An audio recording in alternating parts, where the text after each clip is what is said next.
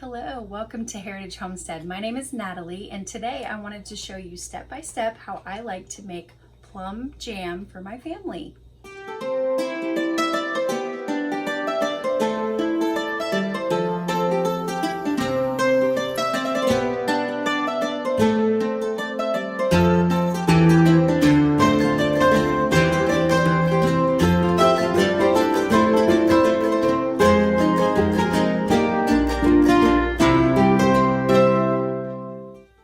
I like to use Pomona's pectin because you can have the option of using honey or a lower sugar content than most grocery store pectin from a box. I did want to mention that you don't have to always use pectin in your jam.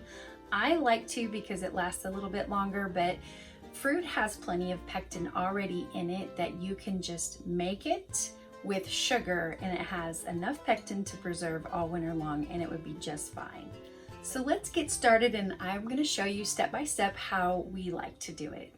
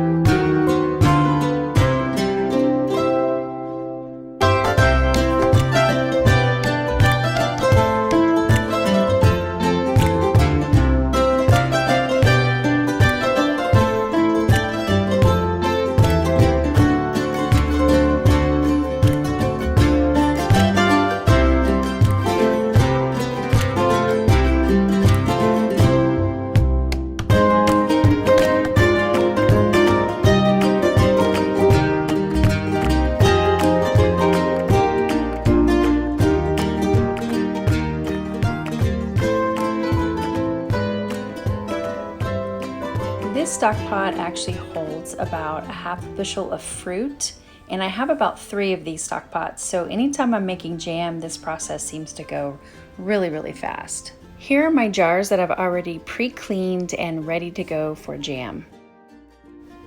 If you decide to buy Pomona's pectin like I do here in this recipe, there will be directions inside their packaging, and what I am doing here is adding calcium water to my smashed plums. How much calcium water you add to your fruit will always be based on the cups that you have in each stock pot.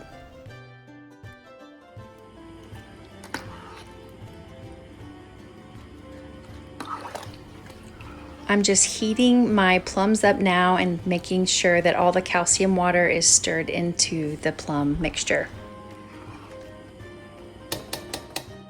This is what my bulk order of Pomona's pectin looks like.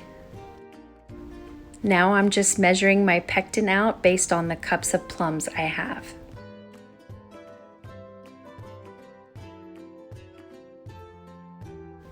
Here I'm adding several cups of sugar, again based on how much fruit I have in each stock pot. Then I'm going to add my pectin to the sugar mixture and go ahead and give it a real good stir. Make sure that all of the pectin is stirred really well into your sugar mixture because you don't want lumpy jam. As I was doing my sugar and pectin mixture, I was still waiting on my plums to come to a boil. I'm going to set my sugar and pectin mixture to the side, and I'm going to make a separate pectin and honey mixture for jam that I will be making with honey. The instructions for the honey will also be in your Pomona's pectin order, and just like the sugar mixture, the honey will also have a measurement based on the cups of fruit that you have. As you can see here, I'm stirring the pectin and the honey in really well together.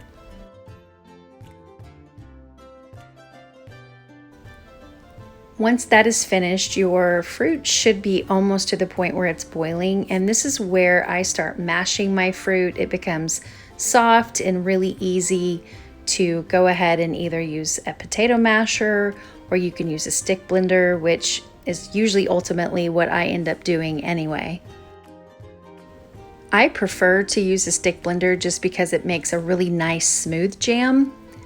And here you're going to see that I just poured the sugar pectin mixture, but you want to go ahead and make sure that your fruit is at a boil when you do this.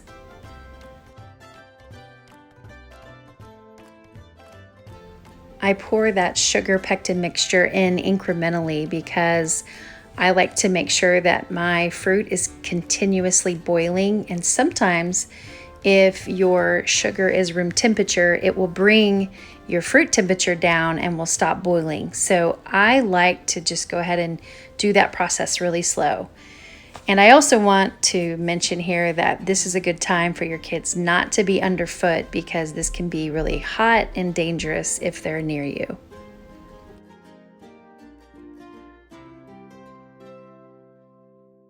So the boiling process is done, and now I'm ready to take my clean jars and fill it with hot boiling jam.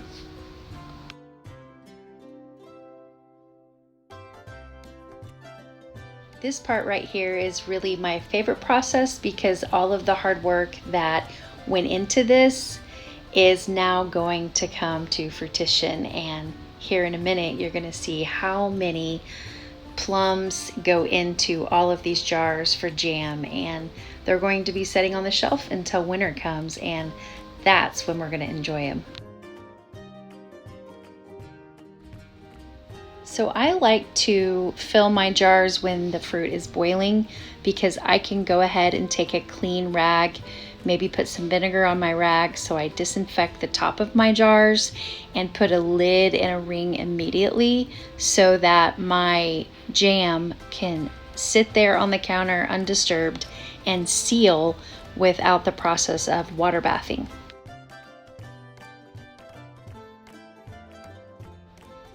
You'll notice that I have writing on my lids, and if you've guessed correctly, yes, I do reuse my lids often, and I do that for several reasons. It used to worry me to reuse lids, but I've learned that if my rubber seal looks perfect and it's undamaged, I go ahead and reuse those lids. It did take me several years before I was comfortable reusing my lids, so don't feel bad if you don't, because that's okay too.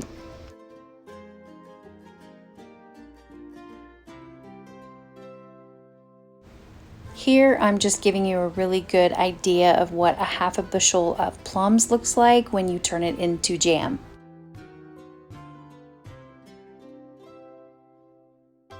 This is the final jar made with sugar.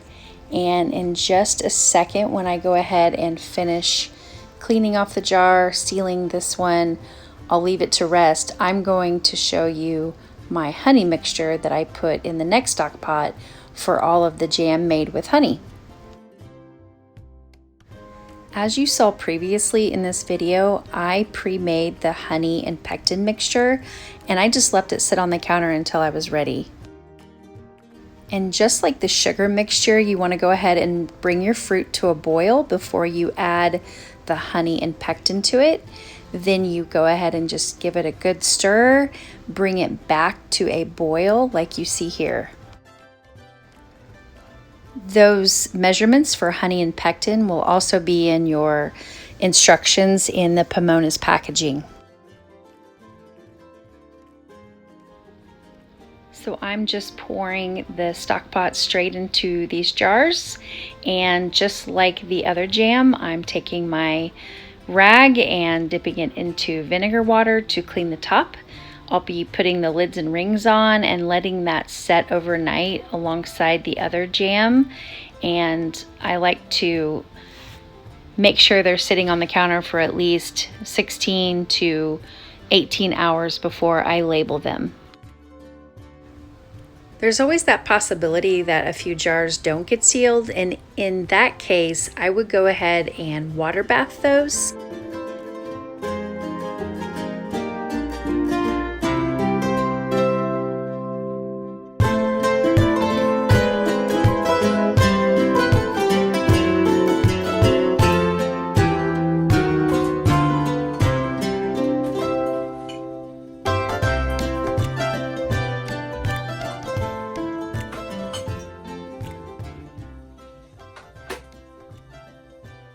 I also wanted to mention that it's super important that you go ahead and label your jars, what it is and what the date is.